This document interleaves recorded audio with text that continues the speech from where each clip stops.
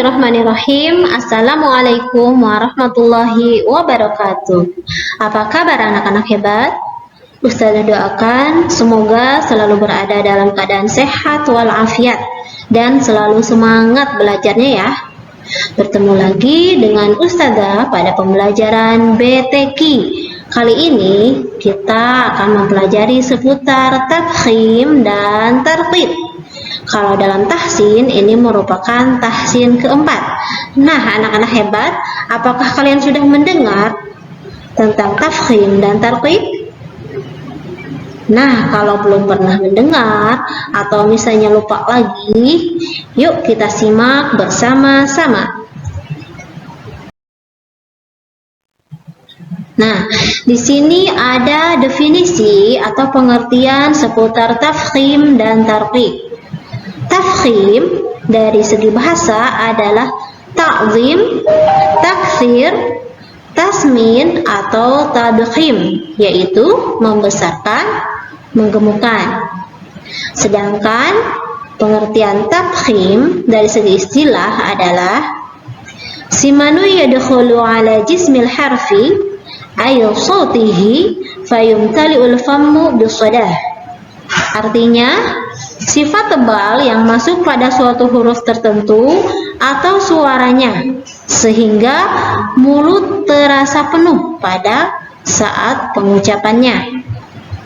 Ustazah ulangi, sifat tebal yang masuk pada suatu huruf tertentu atau suaranya sehingga mulut terasa penuh pada saat pengucapannya.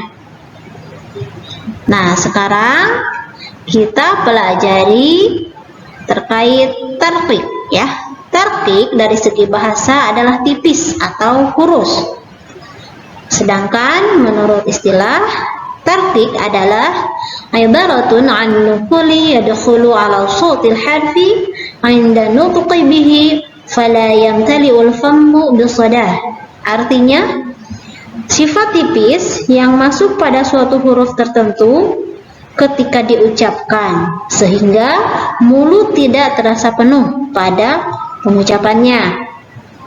Ustazah ulangi, sifat tipis yang masuk pada suatu huruf tertentu ketika diucapkan sehingga mulut tidak terasa penuh pada pengucapannya. Ya, dari sini kita sudah bisa memperhatikan ya bahwa antara tafkhim dan tarqiq itu jelas beda ya, ini berlawanan. Kalau tafkhim adalah membesarkan, menggemukkan atau sifat tebal ya, sedangkan tarqiq itu tipis atau kurus ya. Nah, anak-anak hebat, tafkhim dan tarqiq ini dibagi menjadi 5 bagian ya. Yang pertama berdasarkan huruf-huruf isti'la dan istifal. Anak-anak hebat masih ingat apa itu isti'la? Ya, benar ya. Isti'la itu adalah salah satu sifat huruf ya. Nah, ketika mengucapkannya itu adalah terangkatnya pangkal lidah. Sedangkan istifal itu sebaliknya ya. Jadi menurunnya atau menetapnya pangkal lidah ketika mengucapkannya. Nah, di sini dijelaskan bahwa isti'la adalah sebab utama menjadi tafkhim, ya. Jadi huruf-huruf isti'la ini adalah merupakan sebab utama menjadi tafkhim, menjadi tebal. Menerapkan tafkhim pada huruf isti'la adalah mutlak ya. Jadi ketika kita mengucapkan huruf-huruf yang mempunyai sifat isti'la, maka harus dibaca tafkhim ya. Nah, ini huruf-huruf isti'la yang pada pembelajaran sebelumnya sudah kita pelajari. Nah, ini kita baca huruf-hurufnya ya, dengarkan dan ikuti. Kha, Shad, Dad, Ghain, Ta, Qaf, Dha. Ulangi. Kha, Sha, Dad, Ghain, Ta, Qaf, zo. Nah, jadi ketika mengucapkan huruf-huruf istilah ini sesuai dengan nama sifatnya ya. Terangkatnya pangkal lidah ya. Jadi ketika mengucapkan huruf kh misalnya ya, kita harus merasakan bahwa pangkal lidahnya kita itu terangkat ya, bukan kh tapi kh. Bukan sod tapi sod. Bukan dod tapi dod. Bukan ghain tapi ghain. Ya, seperti itu. Nah, kemudian di sini ada sekitar 5 tingkatan tafkhim ya untuk isti'la ini. Yang pertama ya, tingkatan yang pertama adalah ketika huruf isti'la ini ya, huruf yang ini isti'la ya, berharokat fathah kemudian berhadapan dengan alif madiyah. Alif madiyah itu alif yang menyebabkan bacaan menjadi mad, menjadi panjang. Nanti ada contohnya ya. Kemudian tingkatan kedua tafkhim pada huruf isti'la ini adalah ketika huruf isti'la ini berharokat fathah. Nah, kemudian yang ketiga adalah ketika huruf isti'la yang tadi itu berharokat dhammah. Yang keempat, ini tingkatan tafkhim yang keempat dalam isti'la. Yang pertama, ketika huruf isti'la itu tidak berharokat atau sakinah. Sakinah itu sukun atau mati ya. Kemudian tingkatan kelimanya adalah ketika huruf isti'la itu berharokat kasroh. Ya. Nah, ini merupakan tafkhim yang paling ringan atau rendah. Adna darajati tafkhim ya, tafkhim yang paling ringan atau paling rendah. Sekarang anak-anak hebat ya, anak-anak soleh dan solehah, perhatikan contoh-contoh kalimat yang merupakan huruf-huruf isti'la ya, dan di sini semuanya harus dibaca tafkhim, dan ini merupakan tingkatan-tingkatannya ya. Tingkatan 1 ya, tingkatan 2, 3, 4 dan 5 tingkatan dalam kualitas ketebalan mengucapkan hurufnya ya. Baik, kita baca ta'awudz dan basmalah dulu. A'udzu billahi minasyaitonir rajim. Bismillahirrahmanirrahim. Nah, perhatikan ini kan huruf-huruf yang tadi ya, huruf isti'la ya. Huruf yang sudah kita pelajari pada pertemuan sebelumnya dan tadi ya pada slide sebelumnya. Pertama pada huruf shad. Nah, ini yang pertama, tingkatan yang pertama adalah ketika huruf isti'la ini berharokat fathah dan menghadapi huruf alif madiyah, huruf alif yang membuat bacaan menjadi panjang. Ini ya, ini namanya alif madiyah. Baik, kita baca as-sakhah.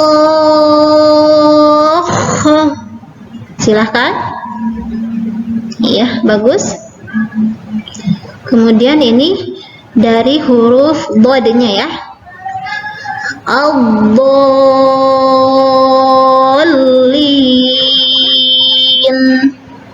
Kemudian dari huruf to-nya at-tammah.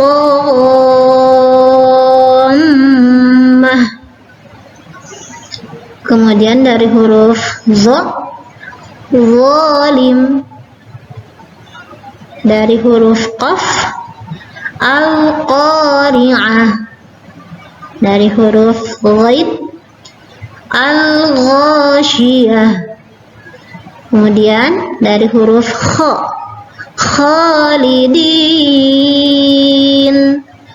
Nah, ini yang sudah kita baca barusan adalah merupakan tingkatan tafkhim yang ke-1 ya dari huruf-huruf isti'la. Kemudian tingkatan keduanya ya, ini adalah contoh-contoh kalimatnya. Perhatikan dan ikuti bacaannya. Al-basar. Silahkan. Ya, bagus. Nah, ini ketika huruf isti'la ini berharokat fathah, ya. Kemudian ad-dhalal, at-talaq, wal maw'idhah, al-qamar, lighad, al-khabir.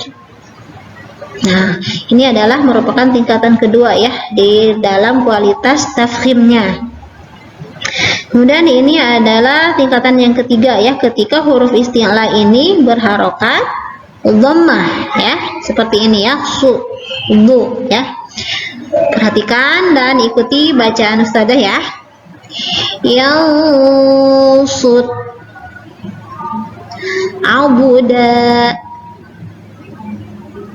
yabsut, zulim, udhi, syughul, khuliq. Nah, ini adalah merupakan tingkatan ketiga ya dari ketafhimannya atau ketebalan pengucapannya dalam huruf-huruf isti'la. Kemudian ini adalah tingkatan yang keempat, yaitu ketika huruf isti'la yang ini berharokat, bukan berharokat ya, yang tidak berharokat atau sakinah atau sukun ya. Perhatikan dan ikuti bacaannya. Ashab. Nah, ini huruf isti'lanya huruf dhad ya. Taulil, at'amahum, awlam, khalaqana, awlala, akhraj.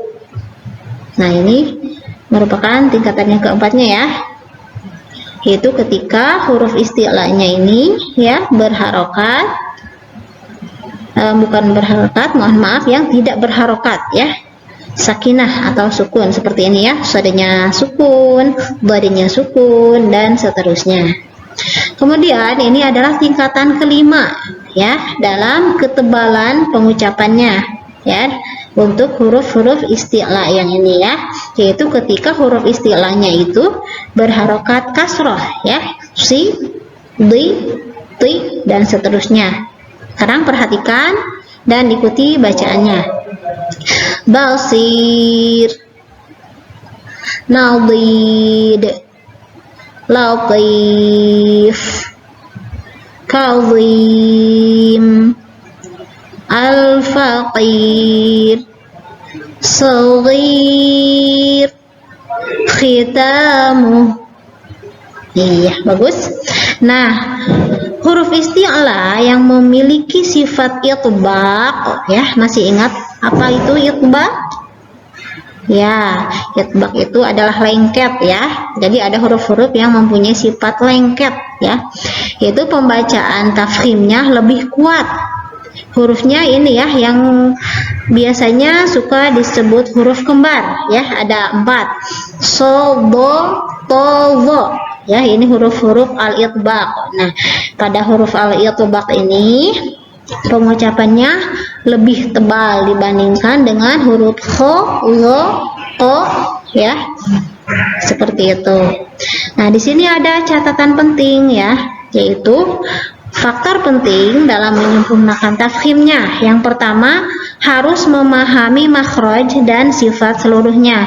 Jadi, supaya anak-anak hebat bisa memahami terkait tafkhim, ya, tafkhim ini harus benar-benar memahami tentang makhraj dan sifat huruf yang sudah kita pelajari pada pertemuan sebelumnya. Yang kedua, harus mampu mengilustrasikan makhraj dan sifat, teori dan praktik ya.